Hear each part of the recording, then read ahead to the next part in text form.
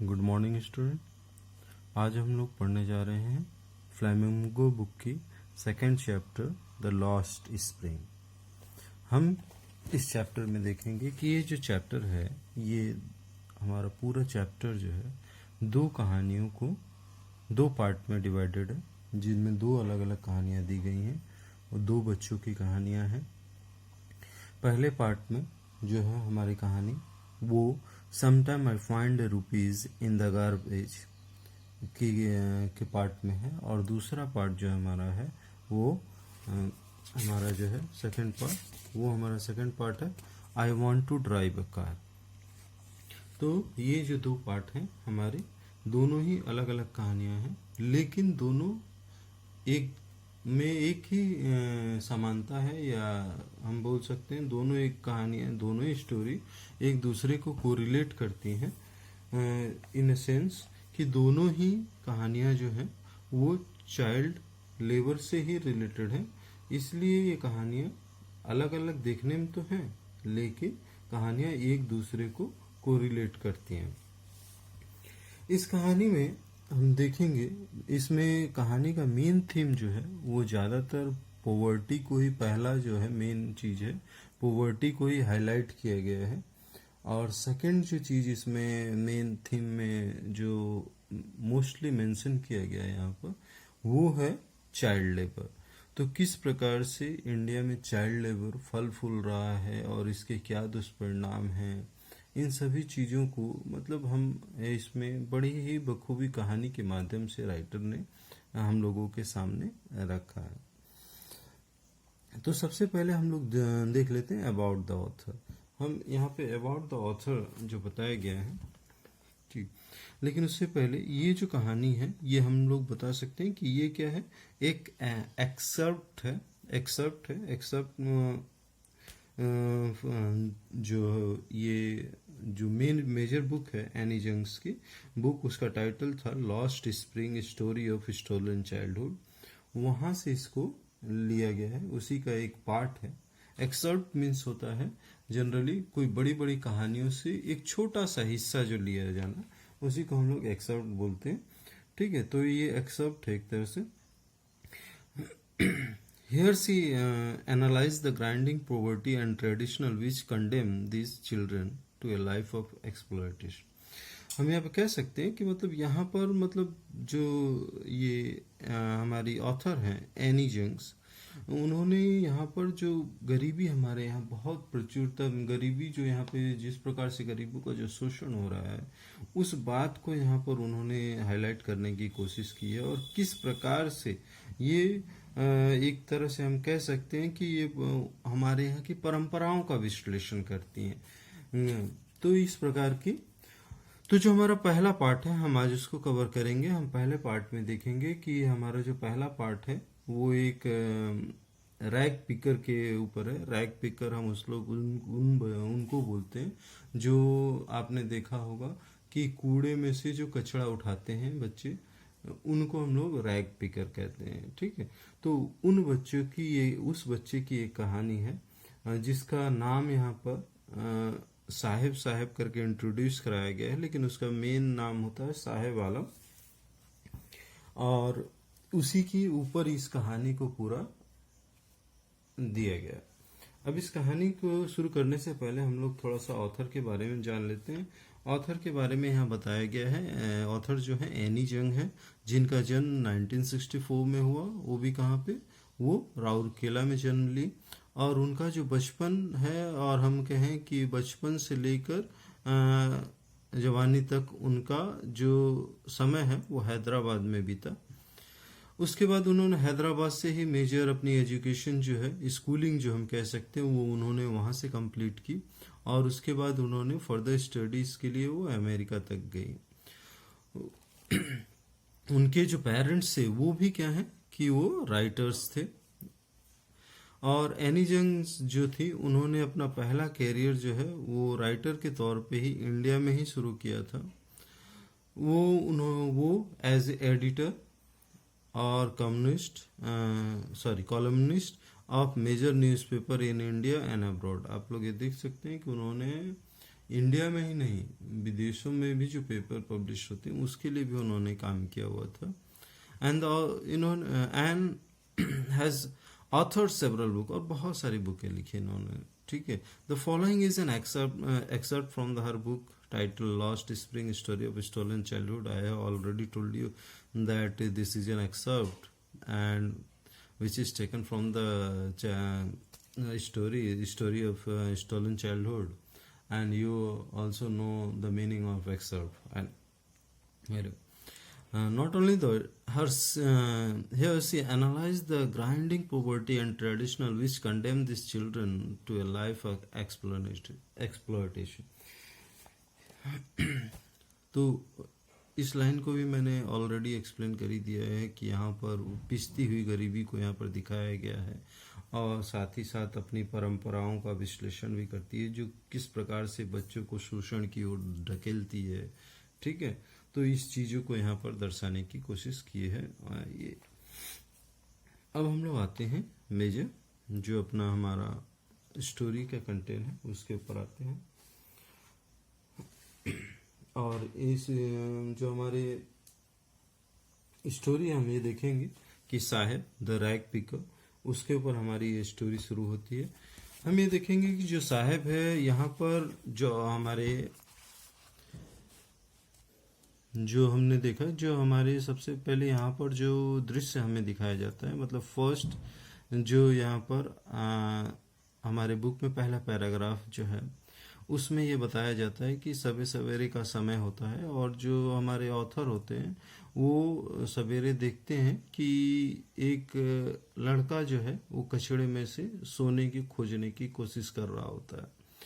तो सोने खोजने का मतलब क्या होता है कि यहाँ पर सोने से, ये भी एक आयरनी है कि आयरनी मीन्स ऑलरेडी आपको पता ही है, आयरनी वो होता है जिसे हम कहते हैं कटाक्ष करना। कटाक्ष करना मतलब हम ऐसा कह सकते हैं कि स्टेटमेंट्स हैविंग ऑपोजिट मीनिंग, या हम यूं कह सकते हैं कि ऐसे स्टेटमेंट जो बोलने पर साउंड अलग करते हैं और जिनका मीनिंग जो है उससे ठीक विपरीत ऑपोजिट निकलता है, उसको हम लोग बोलते हैं आयरन। तो यहाँ पर एक तरह से आयरनी ये है क्योंकि कूड़े में से सोना खोजना, यहाँ पर जो दृश्य दिखाया गया है, यहाँ पर सोने का मतलब क्या है कि ऐसी सामान जिससे उसकी जीविका चल सके, मतलब 2 टाइम का उसको भोजन मिल पाए, सिर्फ ऐसी चीज को खोजना। तो ऐसे मतलब ऐसे कचड़े में से ऐसा कचड़ा निकालना जिससे उसको 2-4 पैसे की आमदनी हो जाए, उसी को यहाँ पर सोने से उन्होंने समझाने की कोशिश की है। तो बताते हैं कि सवेरे सवेरे का समय होता है, उन्हें एक बच्चा रैग पिकर मिलता है, जो कि रैग पिकर मैंने पहले ही बताया जो कचड़े में से कूड़े में से कचड़ा न कुछ ढूंढ कर निकालते हैं जिससे उनको कुछ कीमत मिल जाए। तो वो ऐसा बच्चा मिलता है और उससे लेखक मिलते हैं, और लेखक जो है हमारे वो उनसे पूछते हैं कि क्या तुम स्कूल नहीं जाते। तो वो कहते हैं कि मेरे यहाँ कोई स्कूल नहीं है। और तो उसके बाद फिर जो ऑथर है वो उससे एक सवाल और कर लेते हैं कि बोलते हैं कि क्या तुम, अगर मैं स्कूल बनवाऊं तो तुम जाओगे? तो वो बोलता है हाँ बिल्कुल। और उसके बाद ऑथर ये उससे बात करके कमिटमेंट करके वहां से चले जाते हैं। कुछ दिन बाद ठीक ऑथर उसी बच्चे से आमना सामना आ जाता है। बच्चा उनके पास दौड़ कर आता है और बच्चा उनसे पूछता है आपका स्कूल बन गया क्या? अब यहाँ पर बच्चा जो बोलते हैं कि बच्चा जो पूछता है कि आपका स्कूल बन गया क्या, तो ये वहां पर एक स्टेटमेंट देते हैं कि स्कूल को बनने में बहुत लंबा समय लगता है। लेकिन अंदर ही अंदर जो ऑथर होते हैं वो बहुत ही एम्बैरेस्ड फील होते हैं, असेम्ड फील करते हैं, क्योंकि उन्होंने ऐसा कमिटमेंट उस बच्चे के साथ कर दिया था कि जो कि पूरा नहीं होने वाला था। तो इसके लिए वो कहते हैं कि यहाँ पर मुझे असेम्ड होता है, लेकिन उसके बावजूद वो फिर यहाँ पर ये ध्यान दिलाने की कोशिश करते हैं कि ऐसे कई वादे हम लोग यहाँ पर इंडिया में अलग अलग बच्चों के साथ हम लोग कर देते हैं जो कि कभी पूरे नहीं होते। उसके बाद यहाँ पर वो उस नाम पूछते हैं। बच्चा जो है अपना नाम बताता है। बच्चे का नाम, बच्चा जो अपना नाम बताता है, बच्चा बोलता है कि मेरा नाम जो है साहिब आलम।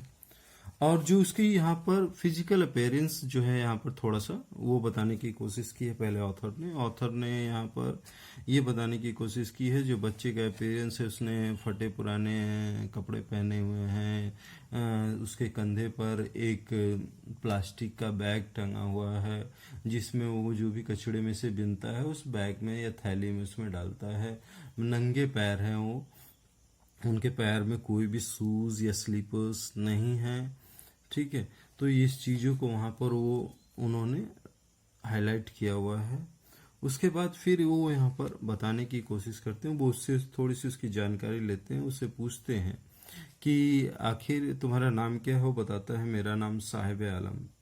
उसके बाद वो यहाँ पर फिर एक आयरनी है, यहाँ पर वो बताते हैं कि आयरनी इसलिए है क्योंकि साहिब आलम वो बोलते हैं कि तुम्हें अपने नाम का मतलब ही नहीं पता है। अगर अपने नाम का मतलब, वो बच्चे से नहीं, मनी में ये ऑथर सोचते हैं कि काश तुम्हें अपने नाम का मतलब पता होता।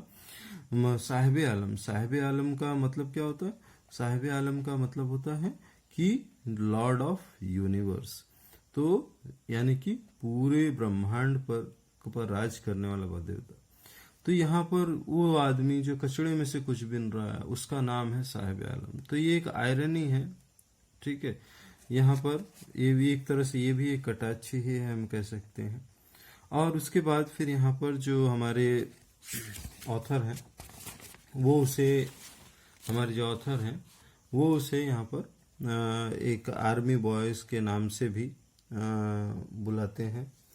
और आर्मी बॉयज के नाम से इसलिए उसको कोरिलेट, आर्मी बॉयज के नाम से उसको बुलाते हैं। क्यों बुलाते हैं? क्योंकि वो क्या है कि कई ग्रुप्स में, मतलब वो बच्चों की कई अपने फ्रेंड्स के साथ, और सभी बच्चे वैसी कंडीशन में रहते हैं तो वो अपने ग्रुप्स में ही निकलते थे। और साथ ही साथ ये इनकी जो मुलाकात होती थी वो अक्सर कहाँ होती थी? अक्सर मॉर्निंग में ही हुआ करती थी। ठीक है, तो अक्सर उनकी मुलाकात जो है वो मॉर्निंग में हुआ करती थी। इतना ही नहीं, इन्होंने यहाँ पर उसको कोरिलेट किया है बर्ड्स के साथ। तो बर्ड्स के साथ कोरिलेट करने का मतलब यहाँ पे क्या है कि क्यों उन्होंने बर्ड्स के साथ कोरिलेट किया? बर्ड्स के साथ कोरिलेट करने का मतलब क्या है यहाँ पर? क्योंकि बर्ड्स जब सवेरा होता है तो बर्ड्स क्या होती है, बर्ड्स हमें झुंड में दिखाई दे देती है और कई बर्ड्स हमें दिखाई देती हैं। लेकिन जैसे ही थोड़ा दिन होता है तो बर्ड्स की संख्या घटती चली जाती है। ठीक उसी प्रकार ऑथर है वो उसे, हमारे जो ऑथर हैं वो उसे यहाँ पर एक आर्मी बॉयज के नाम से भी बुलाते हैं। और आर्मी बॉयज के नाम से इसलिए उसको कोरिलेट, आर्मी बॉयज के नाम से उसको बुलाते हैं। क्यों बुलाते हैं? क्योंकि वो क्या है कि कई ग्रुप्स में, मतलब वो बच्चों की कई अपने फ्रेंड्स के साथ, और सभी बच्चे वैसी कंडीशन में रहते हैं तो वो अपने ग्रुप्स में ही निकलते थे। और साथ ही साथ ये इनकी जो मुलाकात होती थी वो अक्सर कहाँ होती थी? अक्सर मॉर्निंग में ही हुआ करती थी। ठीक है, तो अक्सर उनकी मुलाकात जो है वो मॉर्निंग में हुआ करती थी। इतना ही नहीं, इन्होंने यहाँ पर उसको कोरिलेट किया है बर्ड्स के साथ। तो बर्ड्स के साथ कोरिलेट करने का मतलब यहाँ पे क्या है कि क्यों उन्होंने बर्ड्स के साथ कोरिलेट किया? बर्ड्स के साथ कोरिलेट करने का मतलब क्या है यहाँ पर? क्योंकि बर्ड्स जब सवेरा होता है तो बर्ड्स क्या होती है, बर्ड्स हमें झुंड में दिखाई दे देती है और कई बर्ड्स हमें दिखाई देती हैं। लेकिन जैसे ही थोड़ा दिन होता है तो बर्ड्स की संख्या घटती चली जाती है। ठीक उसी प्रकार से इनका भी वही हाल था कि मॉर्निंग में दिखाई देते थे इधर उधर से कचड़े बिनते हुए, लेकिन उसके बाद फिर ये धीरे धीरे ये भी कहाँ गायब हो जाते थे ये पता नहीं चलता था। ठीक है, तो उसके बाद फिर यहाँ पर वो उससे एक उन्हीं के ग्रुप में बच्चों से एक बार पूछ लेते हैं कि आप नंगे पैर क्यों हैं? हाँ, तो वो बताते हैं कि हमारे पास इतना पैसा नहीं है कि हम लोग उसको अफोर्ड कर सकें। उसी में से एक बच्चा बोलता है कि हमारा ये ट्रेडिशन है कि हाँ, कि वो उसका ट्रेडिशन का नाम देता है कि हमारी प्रथा है, हम लोगों की आदत है कि नंगे पैर ही रहने का। लेकिन वो उसी में से एक बच्चा फिर कमेंट करता है कि अगर तुम्हें शूज खरीद के दे दिया जाए तो भी तुम नहीं पहनोगे करके ऐसा। ठीक है। तो यहाँ पर इस प्रकार से भी यहाँ पर बताने की कोशिश की गई है। वो आपस में यहाँ पर इस तरह से उन्होंने अपने आप को यूं कहे कि इन बच्चों ने अपने आप को इस परिस्थितियों से इस प्रकार ढाल लिया है कि वो उसको ये नहीं मानते कि ये हम इसको अफोर्ड नहीं कर सकते। वो ये मानते हैं कि ये हमारी प्रथा है, हमारा ट्रेडिशन है कि इस तरह हम रहते हैं। यहीं पर लेखक को एक कहानी भी याद आती है जो कि आपका बताया गया है कि उदी का एक बच्चा था, ठीक है, जो अक्सर इसी कंडीशन में रहता है। तो वो उदी का कहानी याद आती है कि गांव में उदी के पास जनरली एक टेम्पल होता है। वहाँ पे एक बच्चा अक्सर आया करता था और एक डिमांड करता था कि काश यहाँ पे लोगों सभी के पास मतलब जूते हों, पहन के सब नंगे पैर जाते हैं, तो काश इनके पास भी हो। लेकिन क्या है कि धीरे धीरे वो जब वो बच्चा उस बरोबर हमेशा कई दिनों तक वहाँ पर आता है और वहाँ पे प्रार्थना करता है, और एक दिन वो देखता है कि उस गांव में सभी की मुरादें जो हैं वो पूरी हो जाती हैं। सभी लोग मतलब सभी के पैरों में चप्पल या जूते उनको मौजूद हो जाते हैं। उसके बाद यहाँ पर एक मेटाफोर भी है कि इसमें यहाँ पर लेखक जो हैं, जो हमारे ऑथर हैं, वो यहाँ पर ये इस बच्चे के बारे में, जो साहिब आलम है, उसके बारे में थोड़ा सा उसके बैकग्राउंड के बारे में भी उन्होंने बताने की कोशिश की है। तो वो बताते हैं कि यहाँ पर जो है स्क्वेंटल्स हैं। स्क्वेंटल्स मीन्स जनरली बोलते हैं इलीगली तौर पर जो लोग यहाँ पर रह रहे हैं on the barrel land. Barrel land पे जो लोग रहते हैं उनको हम लोग बोलते हैं स्क्वेलेटर्स। तो स्क्वेलेटर्स मीन्स जनरली हम लोग ऐसे लोगों को बोलते हैं इलीगली जो कि हमारे बैरल लैंड पे रह रहे हैं। तो वो बताते हैं उसके बैकग्राउंड के बारे में कि साहिब आलम का परिवार जो है वो इंडिया में नहीं रहता था। पहले वो लोग कहाँ रहते थे? ढाका। ढाका कहाँ पे है? बांग्लादेश में, ठीक है।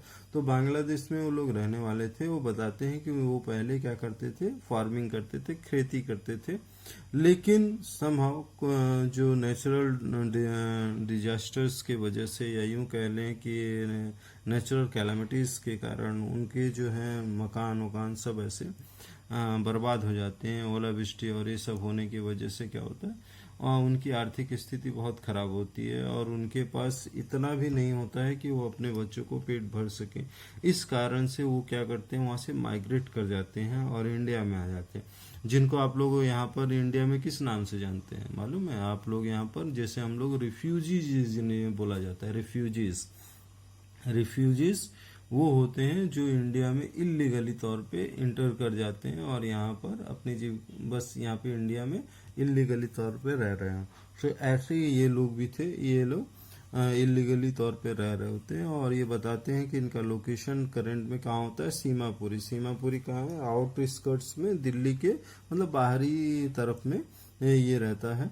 और बताते हैं कि ये यहाँ पर बाहरी क्षेत्र में है जहाँ पर बहुत सारी दिक्कतें हैं। और सबसे बड़ी बात तो यहाँ पर कोई ड्रेनेज सुविधा नहीं है, रनिंग वाटर की कोई सुविधा नहीं है। मतलब यहाँ की जो लोकेलिटी है वो उतनी अच्छी नहीं है। इवन ये बताते हैं कि यहाँ पे 1000 से अधिक रैग पिकर्स हैं, यहाँ पे उन्होंने मेंशन किया हुआ है। तो 10,000 रैग पिकर्स यहाँ पर करीब करीब हैं। तो ये बताते हैं कि यहाँ पे स्वेज और ड्रेनेज और रनिंग वाटर ये सब किसी की भी चीज़ की भी सुविधा नहीं है, ठीक है। उसके बावजूद भी वो लोग वहाँ पर रह रहे हैं। और वहाँ पर ये बताने एक चीज़ और बताया इन्होंने कि इनके पास अपनी आइडेंटिटीज के लिए कुछ भी नहीं है, लेकिन उसके बावजूद इनके पास राशन कार्ड मौजूद होता है। राशन कार्ड ये यहाँ पर इसलिए इनके पास होता है ताकि ये कम से कम अपने की जो इनको मिनिमम जो फूड्स हैं वो मिल जाएं, जिनकी वजह से इनको इनके जो बच्चे हैं वो अपने आप को अपने पेट पाल सकें। तो इस कारण से भी यहाँ पर इनके और जो दूसरे हमारे इंडिया में जानते ही हैं कि जो पॉलिटिशियंस हैं वो इनको इलीगली तौर पर ये राशन कार्ड अवेलेबल करवा देते हैं सिर्फ वोट लेने के लिए। भले ही इनको उसमें राशन मिले न मिले, इन्हें राशन कार्ड से राशन मिले न मिले, लेकिन वोट देने का अधिकार यहाँ पर, क्योंकि वोटर आई कार्ड इनका बनवा दिया जाता है उस राशन कार्ड के जरिए। तो इसके लिए यहाँ पर वो मेंशन करते हैं। इतना ही नहीं, और भी यहाँ पर एक चीज और बताने की कोशिश की गई है कि जो इनके जो स्थिति है वो ट्रेजर सोर्स यहाँ पे बताने की कोशिश की गई है। ट्रेजर सोर्स में से हम लोग बोल सकते हैं कि फटी पुरानी कंडीशन में है। उसके बाद फिर वो बताते हैं कि वो उसी से, और दूसरा ये चीज बोलते हैं कि ये बच्चे जो हैं कभी कभार इस कचड़े में कभी कभार 1 रुपए या इन्हें 10 रुपए की नोट तक मिल जाती है, और जब भी इन्हें 1 रुपए का सिक्का जो मिलता है वही इनके लिए गोल्ड से कम नहीं होता। क्यों? क्योंकि ये जो है, जो 1 रुपया या 10 रुपए की नोट जो इन्हें मिलती है, ये इन्हें इस बात के लिए प्रेरित करती है या इन्हें मोटिवेट कर देती है कि उस कचड़े में और ज्यादा ये मेहनत करे, शायद हो सकता है इन्हें और भी कुछ कॉइन्स मिल जाएं या नोट मिल जाएं, इसलिए उस दिन ये और मेहनत करते हैं। उसके बाद फिर ये बताते हैं कि इस तरह की इनकी जिंदगी चल रही होती है। फिर काफी दिन बाद जो ऑथर है वो एक दिन सुबह देखते हैं कि साहब से टकराते हैं। साहब जो है वो एक जो टेनिस वाले, जो लॉन्ग टेनिस हम लोग खेलते हैं ना, जिसे लोग खेलते हैं कहते हैं, तो वो उसके क्लब के बाहर उसको दिख जाता है। ठीक है, जो देखता है कि वहाँ पे 2 आदमी जो हैं वाइट ड्रेस में और टेनिस जो है वो खेल रहे हैं, और वो टेनिस बताता है कि मुझे जो है वो टेनिस गेम खेलना और देखना काफ़ी पसंद है। ठीक है, उसके बाद वो फिर बताते हैं कि जब वो लोग वहाँ से चले जाते हैं, वो लोग जब वहाँ से चले जाते हैं तो जो गेट कीपर है वो उसे अंदर जाने भी देता है, और वो वहाँ पर उसे जो उनका बैडमिंटन बोल लीजिए या हिटर्स बोल लीजिए, वो उसको या सेटल बोल लीजिए, उसको वो टच करने देते हैं। उसके बाद वो उसने वहाँ पर ऑथर एक चीज रियलाइज करता है कि उसके पैरों में उसने इस समय टेनिस शूज पहना हुआ होता है, टेनिस शूज। तो इससे वो ये रियलाइज करती है कि ये टेनिस शूज जरूर ही किसी बड़े माँ बाप के लड़के ने इसको, उसके लिए बेकार हो गए होंगे शूज, तो इसलिए उसने इसको दे दिया होगा। इस शूज में उस नोटिस करती है कि कोई एक सामने जो एक पैर में होल्स हैं, लेकिन जिस पैरों में कभी चप्पल नहीं थे उस पैरों में अगर वो शूज भी उसके लिए काफी मायने रखते हैं, तो इसके लिए यहाँ पर काफी। उसके बाद वो बताती हैं कि काफी उसको ये सपना ऐसा लग रहा था कि जैसे उसके सपने काफी सच हो रहे हैं, ऐसा उसके यहाँ पर महसूस करवाती है। फिर उसके बाद फिर उसकी मुलाकात कुछ दिनों बाद साहब से होती है, और साहब के कंधे पर इस बार प्लास्टिक की थैली ना होकर उसके ऊपर कंटेनर, कंधे पर कंटेनर होता है, लोहे एक कंटेनर होता है जिसमें साहब जो है उसने चाय फिलअप की होती है, और चाय वो यहाँ से कंटेनर में, सॉरी उनकी जो मुलाकात है वो मिल्क बूथ के सामने होती है, जिसमें उसके साहब के सामने वो उसको स्टील का एक कैनिस्टर यहाँ पे लिखा होगा, लेकिन वो कंटेनर आप समझ लीजिए कि ये कंटेनर होता है। और वो बताता है कि मैं सामने जो चाय वाला है उसके यहाँ मैं काम करता हूँ, और वो जो है मुझे 800 रुपये पे करता है, और साथ ही साथ होल डे का मील भी वो प्रोवाइड मुझे कराता है। तो यहाँ पर एक कटाच फिर करने की कोशिश की गई है। यहाँ पर ऑथर ने ये कहा है कि कंटेनर का जो वेट है वो प्लास्टिक बैग से कहीं ज्यादा है, जबकि यहाँ पे होता क्या है कि जो क्यों कहा गया है, कंटेनर तो छोटा था, लेकिन फिर भी यहाँ पर ऑथर ने कहा है कि कंटेनर का वेट जो है वो काफी